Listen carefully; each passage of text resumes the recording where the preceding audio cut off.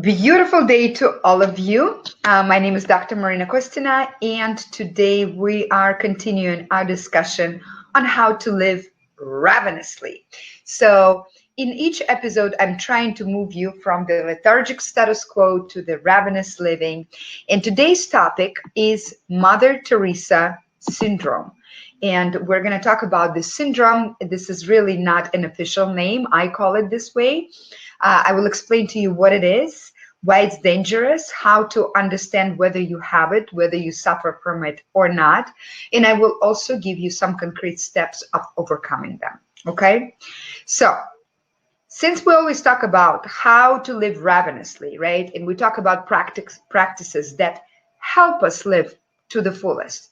We also need to talk about behaviors and some kind of like habits that we learn from maybe our family or our society that do not allow us to live to the fullest.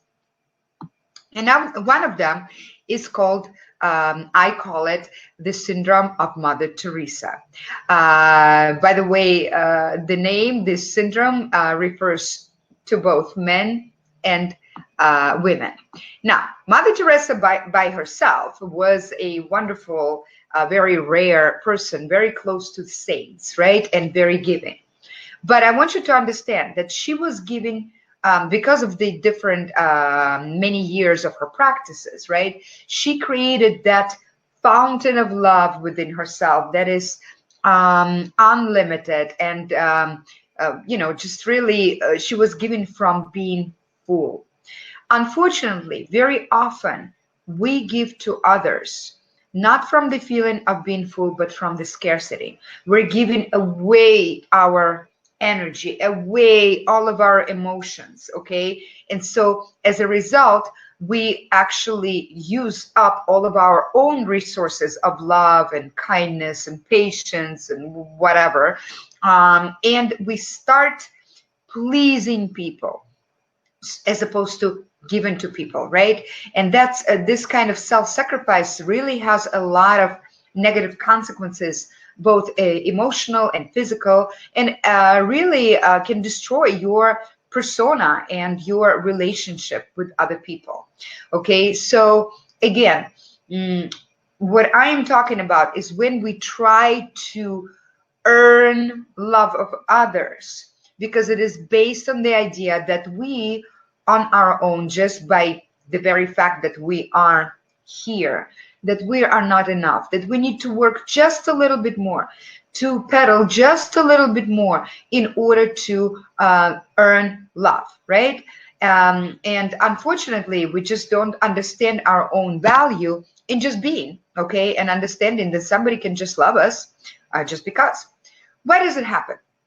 First of all, we are afraid of losing, right? There is a fear of loss, abandonment, and we're trying to be this person, that is very hard to substitute, right?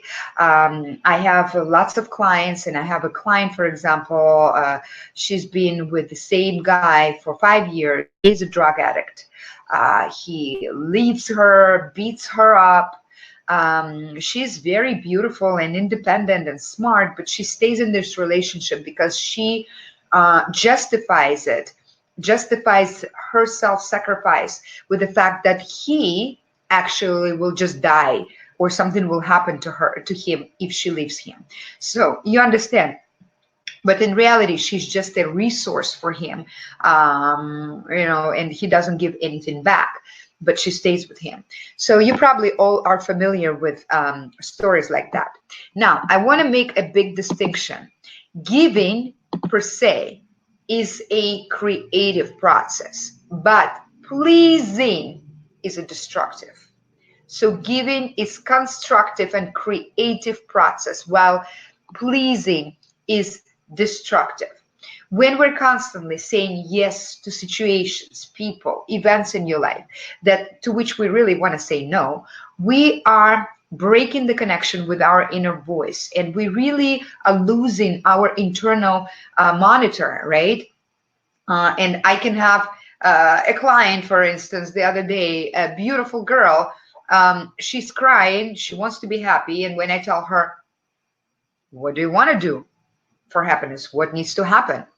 She doesn't have the answer. She just doesn't even know anymore what she wants. Can you imagine that? What she wants, because she is so used to pleasing other people and dissolving her own desires in the desires of other people that she doesn't even know. Simple question: what will make you happy? How many of you can answer that question? Okay, we also, when we do this, when we constantly pleasing others and giving from already from our own resources, not from overflow, we also lose our ability to feel and to recognize emotions. Last year, I had a guy, client, man, who just stopped feeling. So when we talked about emotions, I had to use pictures because he could not recognize his own emotions. He could only point at the pictures.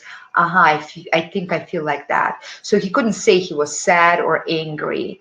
It's a very scary feeling. It's very scary to observe somebody like that.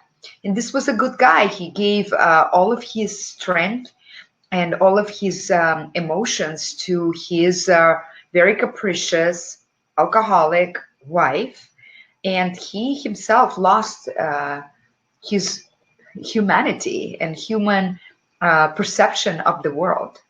By the way, based on research, women, there are 54% of women that are really suffering from this syndrome, from people pleasing syndrome, and men are not that far behind. There are 40+% of men who also constantly in the role of giver, savior, and self-sacrificer, right?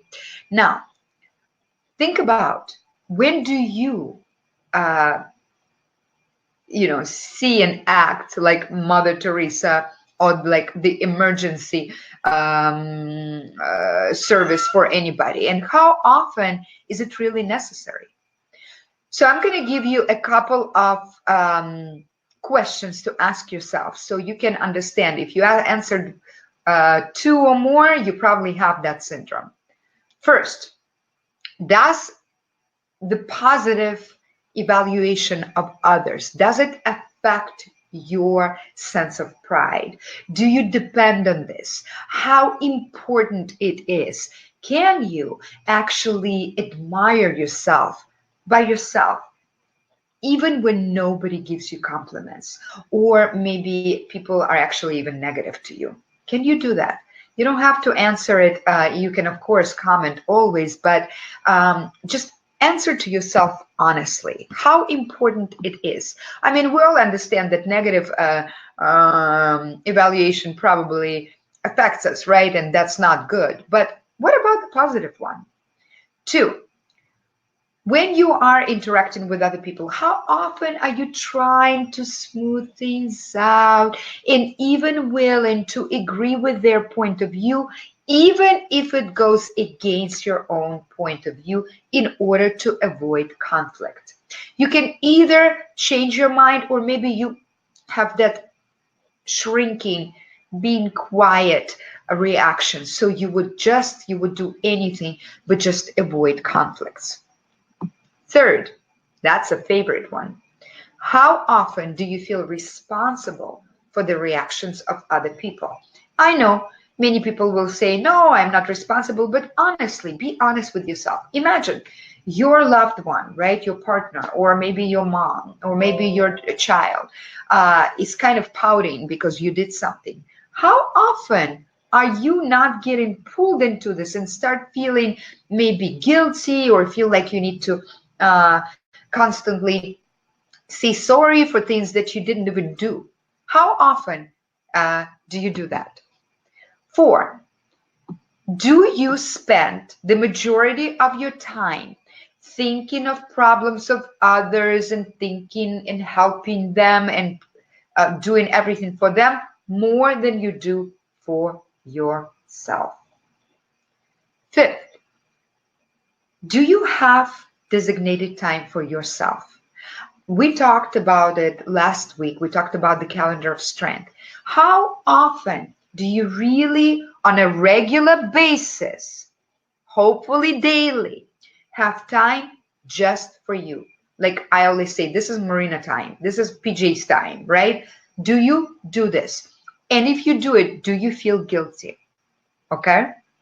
Six, do you give advice or start pedaling the boat to start working hard, solving somebody else's problems, even if you are not asked about it? How often do you offer to solve something for somebody, even if nobody asks you?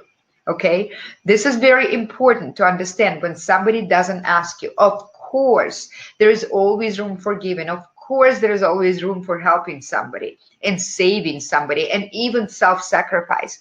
But I want you to really understand, how often do you do it just on a regular basis when it's not needed, and how often do you really do it in these extreme situations when your self-sacrifice might be needed? Those are very few examples that it actually has such urgency.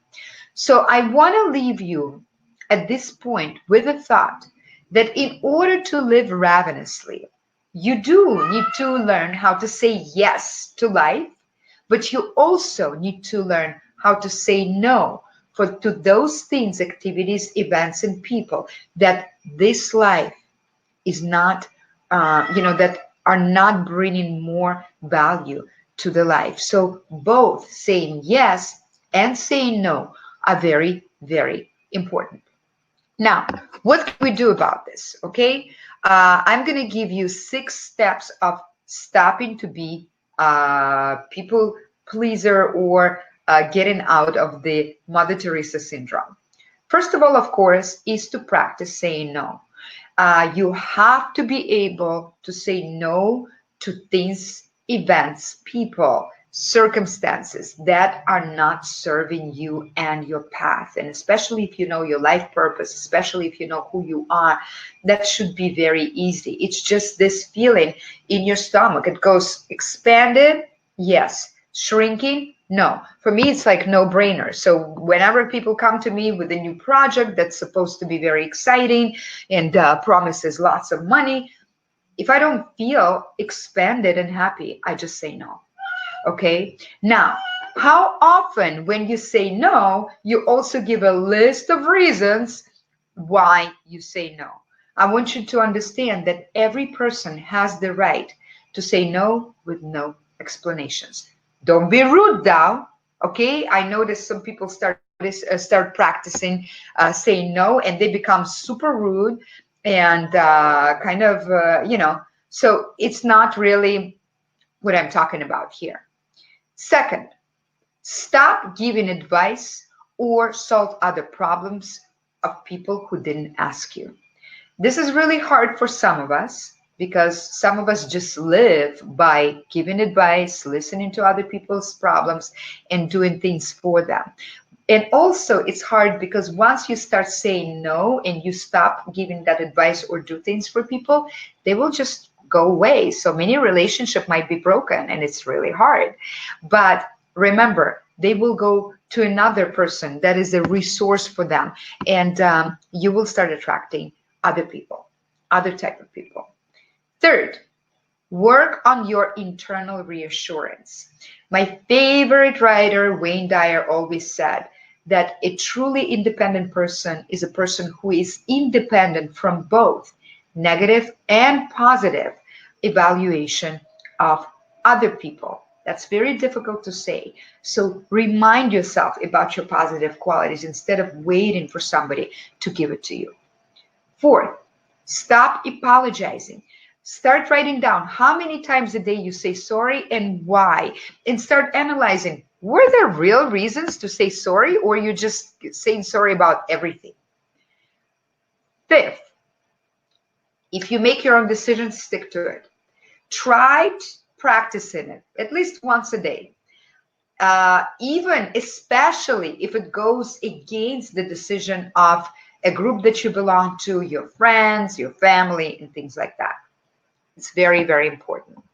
And 6, as we talked about last week, definitely practice your calendar of strength, where you find time every day, and you really do activities that make you strong, sexy, happy, joyful, funny, intelligent, whatever that is. Because as a result, if you do all of this, you will see that you stop pleasing people. You actually create the source within yourself of, fullness. And from that fullness, you will be able to give nicely to people who appreciate it, not those who are there just to take, your light, just to take from you, but those who would really appreciate it also will give you back. Okay, you will stop attracting vampires, energetic vampires, and you're going to start attracting people that communicate with you on an equal level, where you really are in the interdependent relationship, not codependent, not independent, but interdependent relationship, where sometimes you give, sometimes you receive. That's how it needs to be. Okay, so if you have any questions, I hope you liked this post. Please post them underneath. You can always contact me, and also please share this video. I hope to see you soon. I hope that you got this information and it's useful for you. And please stop living in your lethargic status quo. It's time to live ravenously, because your life is right now.